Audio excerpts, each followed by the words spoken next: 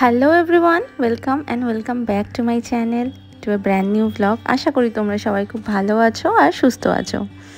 আজকে রোববার আর এখন বাজে ওই 10টা মতো। আমি নিয়ে বসেছি পুরো জামা কাপড়ের জায়গাটাকে, কারণ আজকে আমার একটা মিশন ছিল যে আমি আজকে এগুলোকে সব অর্গানাইজ করব। আসলে 2-3 মাস ছাড়াই এই জায়গাটা পুরো হচপচ হয়ে যায় আর আমাকে আবার এগুলোকে অর্গানাইজ করতে হয়। আমাদের মেয়েদের তো একটাই সমস্যা, বলো, কখনো জামা কাপড় গোছানো থাকে না। হ্যাঁ, অনেকে আছে খুব গুছিয়ে রাখতে পারে, কিন্তু আমি তার মধ্যে পড়ি না একদমই। আমাকে প্রচুর স্ট্রাগল করতে হয় এই জামা কাপড় গোছানো নিয়ে, তারপরে সেগুলোকে গুছিয়ে রাখা নিয়ে। আসলে প্রত্যেক দিন তো বেরোতে হয়, আর সকালবেলা একটা করে জামা বের করতে হয়, আর আমি প্রত্যেক দিনই একটা করেই জামা পরে যাই। রিপিট খুবই কম করি, কারণ বুঝতেই পারছো জায়গাটা দেখে প্রচুর জামা কাপড় হয়ে গেছে আমার।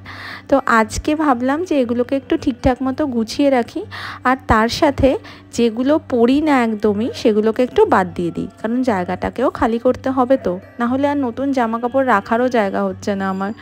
আর জামা কাপড়গুলো এইভাবে রাখতে রাখতে প্রত্যেকটা জামা কাপড়ের অবস্থা একদম কোঁচকানো হয়ে গেছে, আর পরার আগে সবসময় আমাকে প্রেস করে নিয়েই তারপরে পরতে হয়। কিছু জামা কাপড় ভাঁজ করাই ছিল, যেগুলো নিচের দিকে রাখা থাকে, ওগুলো তো বেশি পরা হয় না। আসলে ওপরেরগুলোই বারবার ধরে পরা হয়। তো দেখছি যে বেশ কয়েকদিন ধরে মোটামুটি একই জামা আমি প্রত্যেক সপ্তাহতেই পরে নিচ্ছি। তো ভাবলাম নিচের জামাগুলোও তো কষ্ট পাচ্ছে, ওদেরকেও তো একটু পরতে হবে। তাই ভাবলাম এবার নিচের জামাগুলো ওপরের দিকে রাখবো, আর ওপরের যেগুলো এতদিন পরে এসেছি সেগুলো একটু নিচের দিকে রাখি। তো আমি এইটার মধ্যে এই ন্যাপথালিনটা দিয়ে রাখি, তাতে জামাগুলো ভীষণ সুন্দর গন্ধ হয়, আর ন্যাপথালিনের গন্ধ তো সবসময় খুব ভালো লাগে। আজকে সানডেটা একটু অন্যরকম। সকালবেলা তো ঘরের কাজকর্ম আছেই, সকালটা এরকম ছোট ছোট কাজকর্ম দিয়ে কাটলেও রাতটা কিন্তু শেষ হবে একটা সেলিব্রেশন দিয়ে। সেটা কিন্তু ভিডিওর শেষে গিয়েই তোমরা দেখতে পাবে। সকালের রাশ তো সব মম লাইফেই কমন। আসলে মাদের তো কখনো ছুটি থাকে না, বলো। সকালবেলা ঘরের কাজকর্ম, বাচ্চাকে খাওয়ানো, নানা রকমের কাজ থাকে। আর সারা সপ্তাহের মধ্যে যেহেতু আমি শনি আর রবি এই দুটো দিনই পাই ঘরের কাজকর্ম করার জন্য, সেই জন্য শনিবার যদি আমি সমস্ত কাজ করে নিই, তাহলে রোববার দিন আমি ল্যাদ খাই, কারণ সেটাও জীবনে দরকার। সবসময় যদি আমি কাজের পেছনেই দৌড়াতে থাকি তো লাইফটা একটু বোরিং হয়ে যাবে, ফ্রাস্ট্রেশন চলে আসবে। তাই জন্য আমি একটা দিন পুরো ঘরদোর পরিষ্কার করি, আর একটা দিন আমার হাতে রাখি, যেদিন আমি একটু ল্যাদ খাবো, আদুর সাথে খেলবো, টিভি দেখবো, মনের মতো করে সময় কাটাবো। তো আজকে হচ্ছে রোববার, আজকে আমি এই দিনটা বেছে নিয়েছি যে কাজকর্ম করব, কারণ শনিবার পুরো ল্যাদ খেয়েই সময় কাটিয়েছি।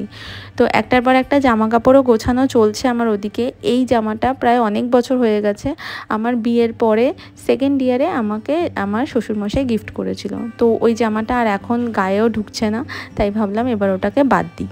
তো এই করে করেই বেশ 5-6খানা জামা বাদ দিয়ে দিয়েছি। আমার আবার আরেকটাও স্বভাব আছে, আমার এত জামা দেখতে পাচ্ছ তো, তাও কিন্তু আমার হয় না।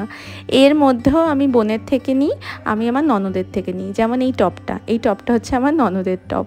তো এদের থেকে নিয়েও কিন্তু আমার পরা চাই।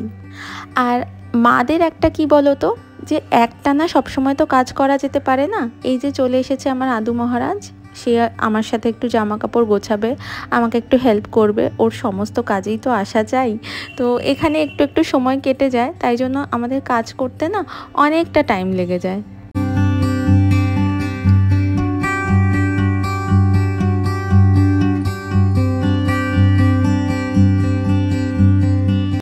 আজকে সানডে বলে টিফিনের ঝামেলাটা ছিল না, কারণ সানডে সকালবেলাটায় একটু বাইরের খাবারই খাই, মানে একটু নানপুরি বা একটু কচুরি। সারা সপ্তাহে এগুলো খাওয়া হয় না, তাই জন্য সানডে সকালটা এটার জন্যই বরাদ্দ করা থাকে। তো শুভ ওইদিকে নিয়ে চলে এসেছে, তো আমি খেয়ে দিয়ে এসে বাকি কাজগুলো করছি। মোটামুটি কমপ্লিট হয়েই গেছে আমার গোছানো।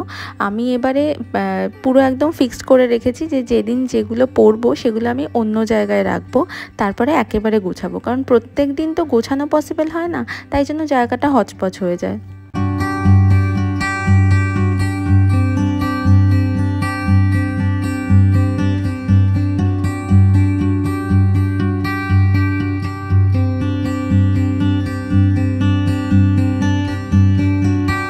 তো আমার ফাইনাল গোছানো ডান। দেখে বলো তো কেমন হয়েছে।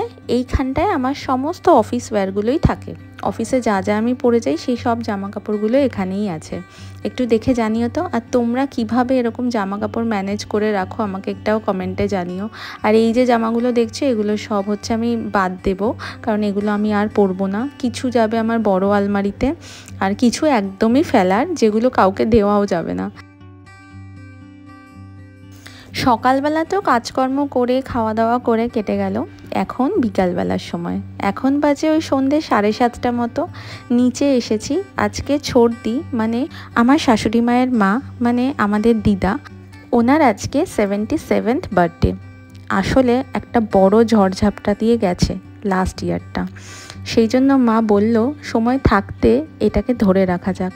লাস্ট জানুয়ারি মাসে ছোটদির একটা কার্ডিয়াক অ্যারেস্ট হয়, মানে ভীষণই বাজে অবস্থা থেকে ফিরে এসেছেন উনি। আর যতই হোক মা তো, সেই জন্য শাশুড়ি মা প্রচণ্ড ভেঙে পড়েছিলেন, কারণ গার্জেন বলতে তো একজনই আছেন। সেই জন্য মা ভাবলো এবছর ছোটদির বার্থডেটা সেলিব্রেট করবে। তাই জন্য ছোটদির কিছু ফ্রেন্ডকে ইনভাইট করা হয়েছিল, আর সাথে ছিলাম আমরা। ছোটদি যেহেতু নিরামিষ খান, তাই জন্য ছোটদির জন্য আনা হয়েছিল এগলেস কেক। আর এই কেকটা খেয়ে বলল খুব ভালো। আসলে উনি সবসময় ঘরের খাবার খান, বাইরের তো সেরকম খাবার খায় না। তো এখন কেক কাটার পালা। তোমরা সবাই ছোটদিকে অনেক ভালোবাসা দিও, শুভ কামনা দিও, যাতে সেঞ্চুরি করতে পারে আর আমাদের সাথে সবসময় থাকতে পারে সুস্থ সবল হয়ে।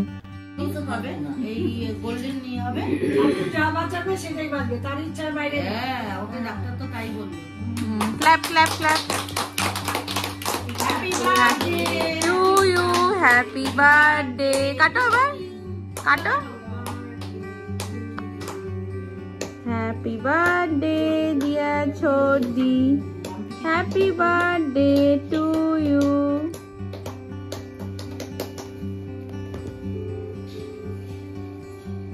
এটা নিরামিষ।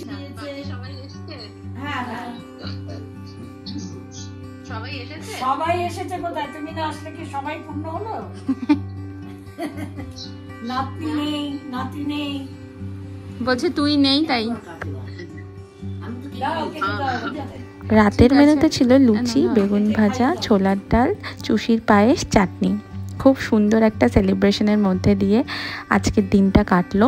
আর এই ব্লগটাও শেষ হলো। আশা করি তোমাদের ভালো লাগলো আজকের ব্লগটা। ভালো লাগলে পাশে থেকো, আর দেখা হবে আবার অন্য আরেকটা ব্লগে। টিল দেন সবাই খুব ভালো থেকো, সুস্থ থেকো। Tata, bye bye.